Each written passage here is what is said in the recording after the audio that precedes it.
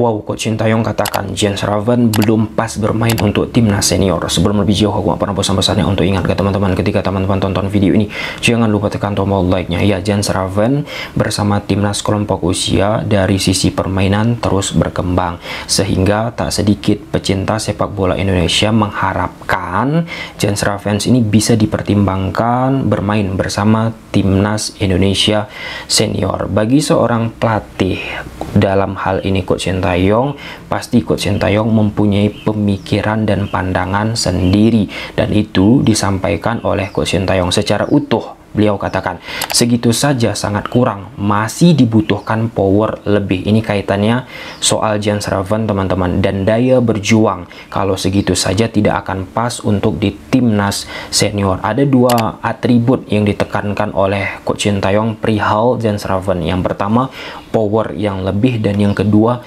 daya berjuang. Jika kita lihat karakteristik striker yang dimiliki Coach STY di timnas, itu petarung semua, punya power, daya berjuang yang sangat amat luar biasa.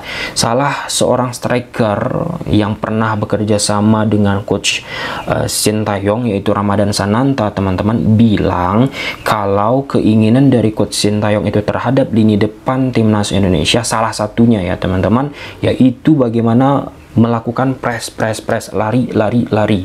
Nah, tujuannya jelas itu teman-teman, ada 3 elemen manfaat dari pressing. Pertama, merebut bola. Yang kedua, ganggu lawan dan buat lawan itu, poin ketiga, melakukan permainan long pass ataupun bola-bola panjang.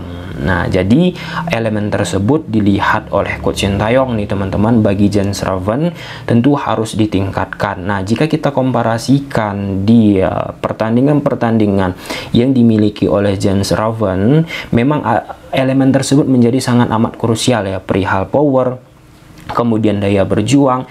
Dan pada saat menghadapi Yaman, sekilas terdengar ketika kita menonton teman-teman, ada instruksi yang disampaikan oleh staf official timnas kelompok usia kita kepada Jens Raven untuk terus bergerak, untuk mengganggu lah, itu di menit akhir ataupun sudah masuk di babak kedua. Nah, itu kaitannya kenapa intensitas pressing menurun, perihal fisik tadi. Nah, namanya juga Jens Raven masih berusia 18 tahun, biarkanlah dia berkembang, kita lihat bagaimana nanti endingnya. Nah, bagi seorang pelatih ataupun yang namanya analis teman-teman, ini sudah sering kita bahas ya, bagaimana caranya menentukan pemain tersebut. Ada 2 hal, yang pertama pandangan kualitatif dan yang kedua pandangan kuantitatif. Kualitatif ini seperti yang dilihat oleh Coach Sintayong, menggunakan mata hadir ke stadion, termasuk pada saat Indonesia menghadapi Yaman, Coach Sintayong hadir, itu menggunakan pandangan kualitatif, melihat nih performa pemain-pemain di atas lapangan, termasuk ada Jens Raven, sehingga menghasilkan sebuah kesimpulan pemain tersebut memiliki atribut seperti inilah, seperti itulah. Nah, dalam konteks Jens Raven, powernya harus lebih dan daya berjuang harus ditingkatkan. Nah, itu pandangan kualitatif. Tentu pandangan kualitatif ini pasti bisa memunculkan perbedaan dengan pandangan-pandangan kualitatif orang-orang lain dalam hal misalnya penonton sepak bola ataupun netizen. Nah, jadi jangan heran teman-teman ketika Coach Sintayong melakukan tindakan A yang tak sesuai dengan pemikiran dari penonton ataupun netizen, karena pada esensinya kualitatif pikiran dari pelatih itu dengan segala pengalaman yang sudah ia jalani, dengan segala responsif taktikal yang pernah dia tampilkan, itulah menjadi elemen penting untuk pelatih dalam menyempurnakan pandangan kualitatifnya. Bagi Coach Sintayong, khususnya untuk melihat profiling striker, kan bukan hanya ia pernah melihat Ragnar, bukan hanya melihat Ravel Strike, bukan hanya melihat Witan, Egy dan lain sebagainya, tetapi sudah banyak striker-striker yang ia latih. Jadi lebih spesifik, dengan pengalamannya itulah tentu menjadi salah satu momen penting bagi Coach Sintayong dalam menentukan apakah pemain tersebut oke atau tidak. Kemudian kedua, pandangan kuantitatif ini menggunakan data statistik teman-teman. Nah, ketika kita menggunakan data statistik, maka tidak akan muncul yang namanya bias atau tidak ada perbedaan pandangan. Karena pada dasarnya baik itu pelatih A, pelatih B, pelatih C melihat data statistik, ya itulah hasil yang ditampilkan, yang ada teman-teman, yang tersedia. Nah, jadi ketika kita mengambil sebuah keputusan terkait pemain sekarang ini, itu juga dilakukan oleh manajemen Como. Ya semualah klub-klub Eropa teman-teman mengkombinasikan dengan pandangan kualitatif dan kuantitatif, sehingga outputnya itu akan lebih sempurna ketimbang tadi hanya kualitatif. Kualitatif ini kan kadang bias muncul, subjektivitas itu ada. Nah, jadi dengan adanya data statistik itu akan bisa meminimalisir bias yang muncul. Walaupun aku menghargai karena ada sebagian pihak juga tidak sependapat dengan yang namanya data statistik. Data-data gitu dianggap ya main bola nggak hanya berdasarkan hitung-hitungan angka bla bla bla bla bla bla, tapi di era sepak bola sekarang itulah yang berkembang teman-teman. Nah, kita melihat ya bagaimana permainan dari Jens Schraven teman-teman, dia menciptakan banyak gol, itu kan bicara soal data, angka, itu good bagi Jens Schraven. Tetapi secara powernya, secara daya berjuang, fighting spiritnya, ini kan pandangan subjektivitas dari pelatih Coach Sintayong, kualitatifnya. Kadang kita melihat sebagai penonton, netizen, wah Jens Schraven sudah bergerak nih ke kiri, ke kanan, dan lain sebagainya. Belum cukup bagi pandangan yang dimiliki oleh Coach Sintayong. Nah, Coach Indra Sapri, pelatih timnas U20 pun melontarkan nih statement perihal Jens Schraven. Ketika disinggung bagaimana potensi Raven menuju tim senior, pelatih timnas Indonesia U20 Indra Sapri mengatakan akan membiarkan sang pemain matang selama dalam timnas U20. Biarkan buah itu matang di pohonnya dulu.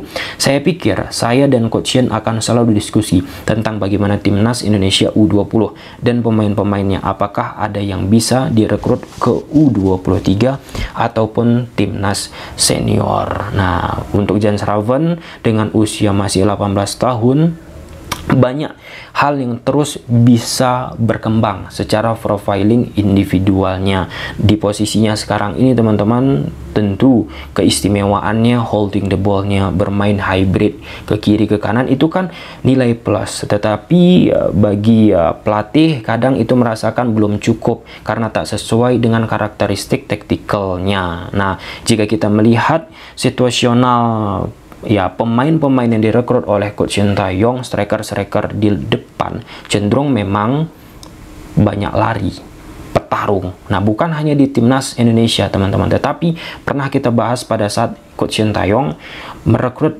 striker-striker di Korsel, cenderung lagi dan lagi mencari pemain-pemain yang petarung. Nah, Jens Schraven yang tinggi menjulang, acap kali ada beberapa elemen gerakannya ya, powernya kurang. Nah, powernya kurang, dan aku pikir memang harus ditingkatkan bagi Jens Schraven. Apakah aku setuju dengan pandangan Coach Sintayong? Aku setuju, karena esensinya ketika Jens Schraven memperkuat timnas Indonesia beberapa pertandingan teman-teman, ada statement juga aku bilang ya Jens Schraven belum begitu menunjukkan kespesialannya. Ya, saat bermain di level kelompok usia, Jens Schraven cenderung berbeda penampilannya, cenderung lebih mencolok lah ya. Nah, tetapi apa yang disajikan oleh Jens Schraven ini ketika dibawa ke level yang lebih tinggi, pasti bagi Coach Sintayong, menurut aku teman-teman, pandangan aku penuh kalkulasi. Harus nih Jens Schraven mengembangkan, mematangkan dirinya sehingga sesuai dengan karakteristik yang dimiliki oleh Coach Sintayong. Nggak remeh-temeh loh ketika Coach Sintayong datang melihat dan menyimpulkan, menyampaikan akhirnya Jens Schraven itu sangat kurang loh, masih dibutuhkan power lebih, power dan daya berjuang. Nah, dengan penampilan yang sudah ditampilkan oleh Jens Schraven, menurut Coach ST itu belum, masih kurang. Bayangkan betapa perfeksionisnya Coach Sintayong melihat pemain-pemain tersebut, menilai pemain-pemain tersebut, dan efeknya apa ketika bagi seorang pelatih perfeksionis teman-teman melihat sangat amat detail, merasa meski pemain tersebut sudah baik dianggap kurang, itu akan bisa menunjang performa pemain tersebut. Nah, dengan statement yang dilontarkan oleh Coach Sintayong, aku pikir ini harusnya Jens Schraven sudah mendengar, membaca apa yang diutarakan oleh Coach Sintayong. Harus nih bagi Jens Schraven meningkatkan yang namanya power, meningkatkan yang namanya daya juang yang lebih, intelijensi pergerakan yang sangat amat amat luar biasa di atas lapangan. Nah, sayangnya di sepak bola Indonesia kita ketika kita menonton pertandingan, teman-teman, nggak ada itu data pergerakan pemain di atas lapangan, berapa kilometer pemain tersebut bergerak. Kalau kita bicara di level sepak bola Eropa, teman-teman, kadang kan disajikan grafis, misalnya Sergio Busquets, Luka Modric, Toni Kroos sepanjang pertandingan itu dia bergerak 10 km. Bayangkan itu 12 km, hampir tuh artinya seluruh lapangan ada posisi dari Luka Modric ataupun Toni Kroos. Ya, mungkin sampai sini aja, teman-teman. Dan ketika Coach Sintayong ya, nilai plusnya saat melontarkan statement tersebut dan terpublikasi ke media sosial, orang-orang sebagian mengharapkan Jens Schreven harus dalam tanda petik ataupun bisa bergabung bersama timnas Indonesia senior. Mulai ya, aku sepakat nih dengan apa yang disampaikan oleh Coach Sintayong. Ya, benar juga ya Coach Sintayong bilang. Dan itu akhirnya ya tidak ada yang membuat statement harus memaksakan Jens Schreven lagi memperkuat timnas. Karena kan kita pun sudah berkaca, teman-teman, pada saat Simon McManamy menjadi pelatih timnas, banyak pandangan-pandangan dari netizen coba diakomodir oleh Coach Simon, tetapi ujungnya performa tadi tidak sesuai dengan yang diharapkan di pertandingan. Gimana menurut teman-teman? Coba silahkan tulis di kolom komentar. Bye.